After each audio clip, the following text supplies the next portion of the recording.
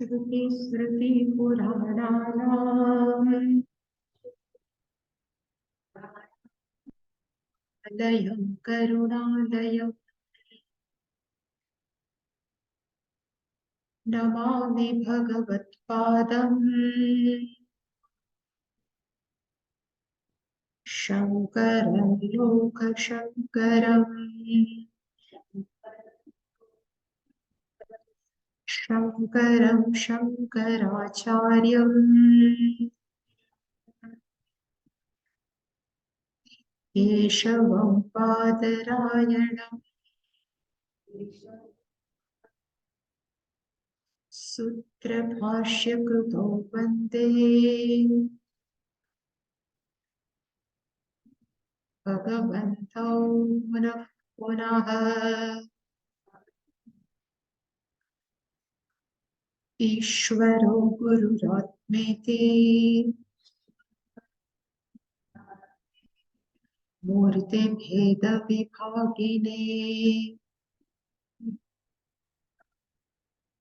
व्योमवद्व्याप्तदेहाय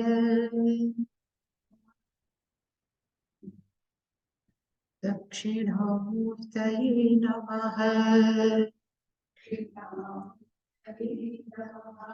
गुकारस्वन्धकारो वै ऋकारस्तन्निवर्तकः अन्धकारनिरुद्धित्वात् गुरुरित्यभिधीयते सदाशिवसमारम्भाम् शङ्कराचार्यमध्यमाम् अस्मदाचार्यपर्यन्ताम् वन्दे गुरुपरम्पराम्।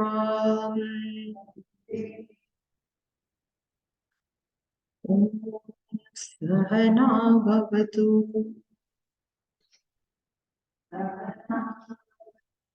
सहनौ भुनक्तु सह वीर्यङ्करवावहै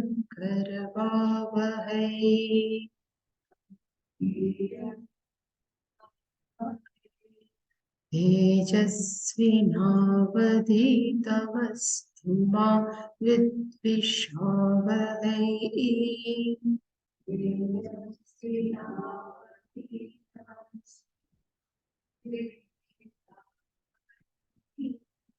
ॐ शान्ति शान्ति शान्तिः।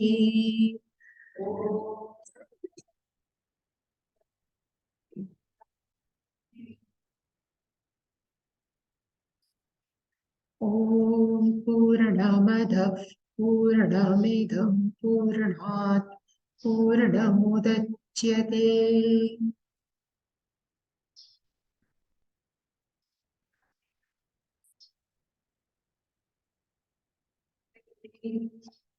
पूर्णस्य पूर्णमादाय पूर्णमेवावशिष्यते पूर्णमादाय पूर्णमेवावशिष्यते। ॐ शान्ति शान्ति शान्तिः।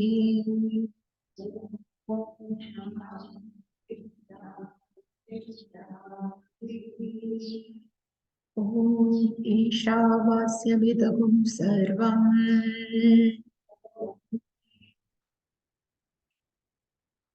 यत्किञ्च जगत्याञ्जगत्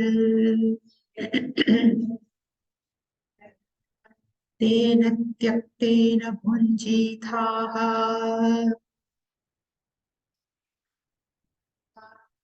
मा पृथक् कस्य स्विद्धनम्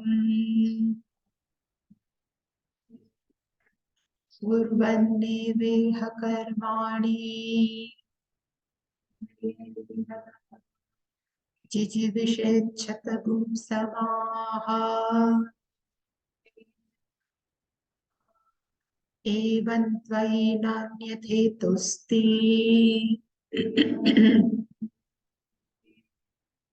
न कर्म लिप्यते नरे अस्मृर्यानामते लोकाः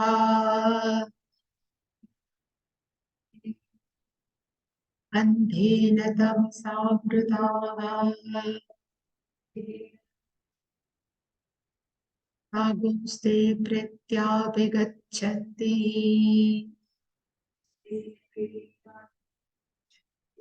ये केचात्महनो जनाः अनेजत् एकम् मनसो जवीयः नैनद्देवा आप्नुवन् पूर्वं मर्षत तद्धावतः अन्यानत्येति तिष्ठत तस्मिन् अपो मातरिश्वा दधाति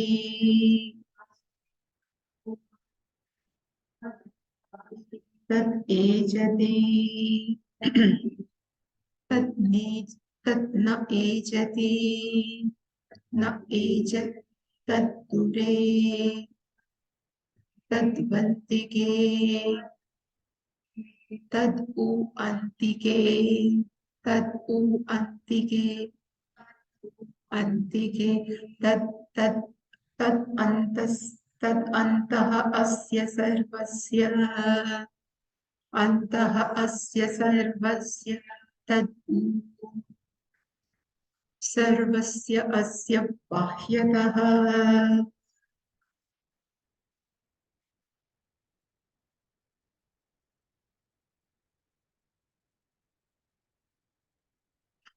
First mantra we have seen is sake for Atmagnani. Second mantra we have seen is for dharmic people.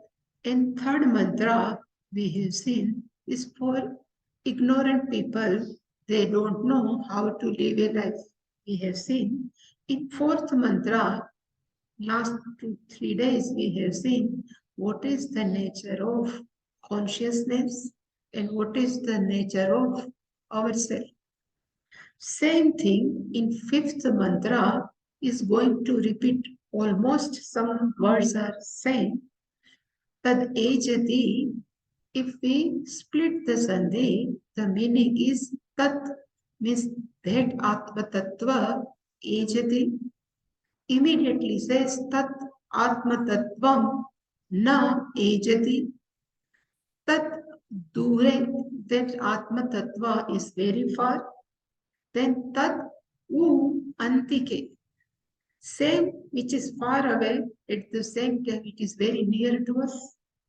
Second line tat means that atma tattva sarvasya asya antah that atma tattva is available inside everywhere immediately says tat u sarvasya bahyatah also. That same consciousness is also external. But before going in this mantra, I would like to share something with you. So there is a two word in Vedanta, is very famous, is called Satya and another is called Mithya.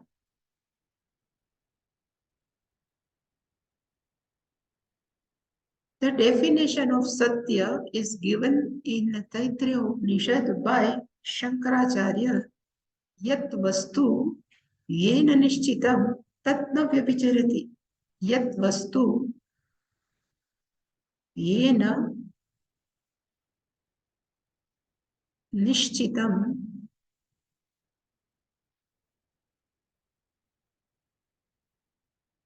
tat na Vyabhicharati.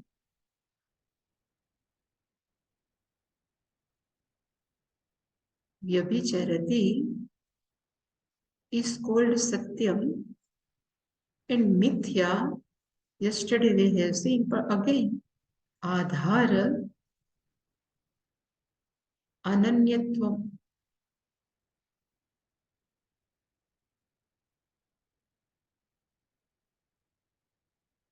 So yat vastu yena nishchitam. So any object, vastu, here if we take anything, yena nishchitam. If we said fire, if I say fire, then how we define fire? So whereas there is a heat, or when there is a brightness, is called fire. So any time, fire and heat are always each other only. Without heat, fire cannot remain, and otherwise we cannot say is a fire. So fire's intrinsic attribute we can call as a heat. So fire has a heat. So we can say this heat of fire is a satyam. Na vyabhicharati.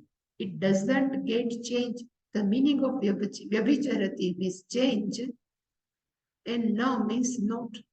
So fire is defined whenever heat, it is called fire. So same way, if we ask what is the definition of salt, so we say whenever there is a saltiness, then we can say this is salt only. Same way, sugar. So how can we define sugar? So we can say whenever there is a sweetness, the intrinsic attribute of sugar is sweetness, intrinsic attribute of salt, what we call is called salt. Saltiness is a salt, intrinsic attribute of heat, fire. This all heat, saltiness or sweetness never change. So we can say this fire are called, heat is called satya, saltiness or sweetness is a satya, never get changed, is called satya. So yat vastu yena nishchitam tat na vyabhicharti, it is the definition of satya. One who never gets changed.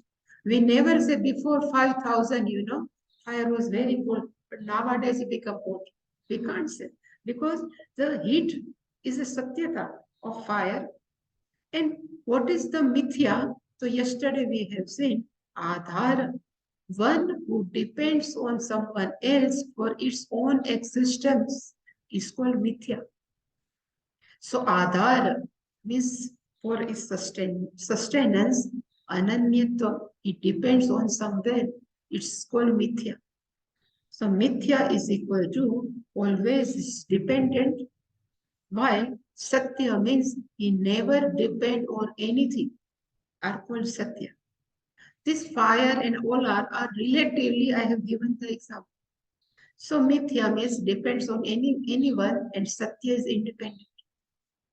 So this is the definition of Satya and Mithya. So there is a very famous sentence in Vedanta is Brahma Satya Jagat Mithya. There is a very famous sentence in Vedanta. Brahma Satya Jagat Mithya.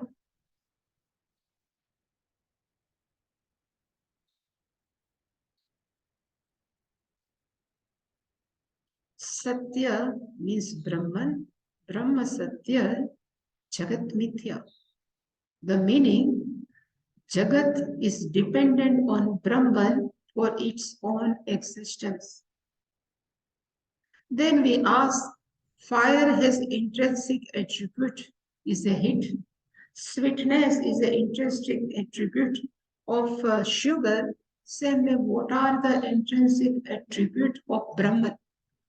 Then answer is Sat, Chit. Only we are, for our understanding, Anantam, Satyam, Jnanam, Anantam, Brahma. It is a Swarupa Lakshana. So this is Anantam. The meaning of Sat is called existence, and Chit is called consciousness. Whenever Brahma is not named.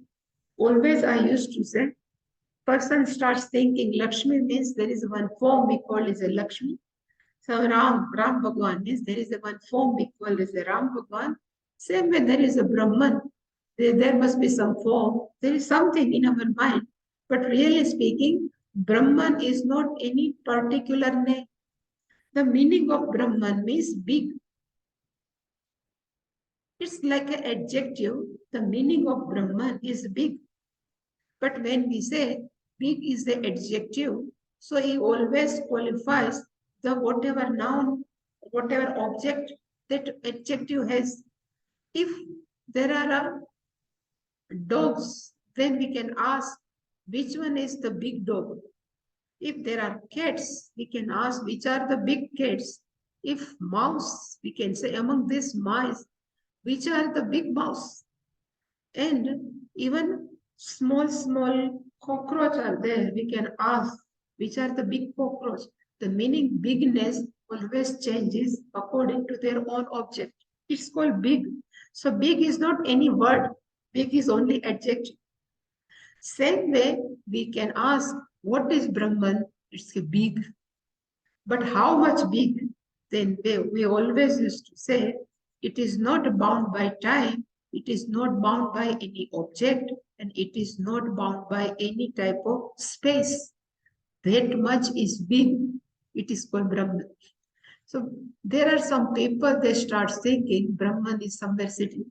But really speaking, the meaning of Brahman means Ananta, which is not bound by time, space, and object. When we say it is not bound by time, we can say is a timeless and timeless. So timeless is called Anadi, which doesn't have any beginning. Because time, if time is connected, then beginning. At what time has started. So always time is connected with beginning. When we say Anar is not bound by time, is equal to Anadi. When we say it is not bound by any space, we have seen, but again, the meaning is it is Vyapak, all pervading. It is not limited in one space. It is not bound by space, means it is all pervading.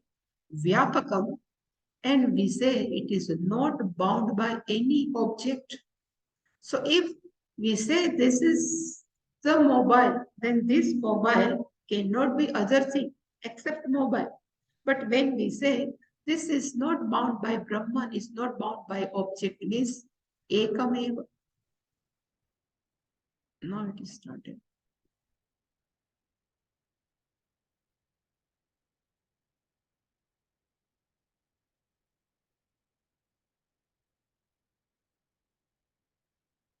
Gone. So ekam means Brahman is ekameva advitiyam sarva vyapakam, and Brahman is all pervading, anadi. This is called Brahman, that Brahman is Satya. The meaning Brahma is Satya, but Satya is by any object is ekaha eva advitiyam sarva vyapakam anadi. This is called Brahma Satya.